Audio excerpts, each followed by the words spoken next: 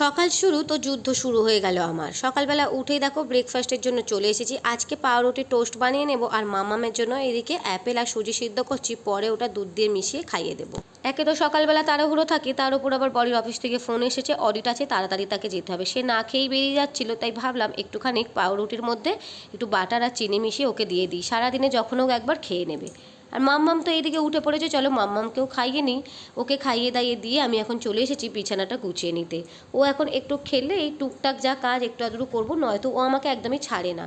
তারপর মাম্মামকে স্নান টান করি, আবার দেখো এইদিকে ঘুম পাড়িয়ে দিয়েছি, দিয়ে সোজা চলে এলাম রান্নাঘরে, আর রান্নাটাও এইদিকে সেরে নিলাম।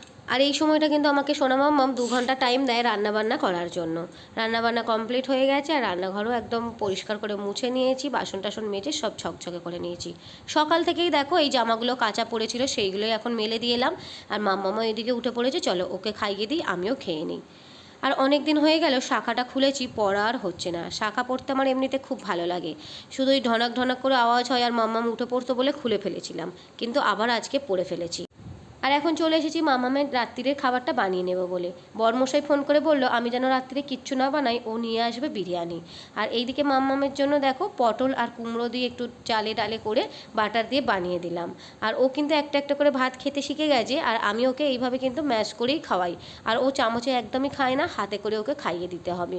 খাওয়া দাওয়া সেরে ওর এখন মন খারাপ, এখনও ওর পাপা আসেনি, শুধু বারবার বারান্দার দিকে দেখাচ্ছে। তাই এই প্রিয় মানুষটার অপেক্ষায় দুজনে এখন বারান্দায় দাঁড়িয়ে আছি। আর এইদিকে কিন্তু ঝরঝরিয়ে বৃষ্টিও হয়ে যাচ্ছে। আর তোমাদের দাদাভাই এসেছিল প্রায় রাত্রির 1টার সময়। আজকের মতো এইভাবেই কাটালাম, টাটা।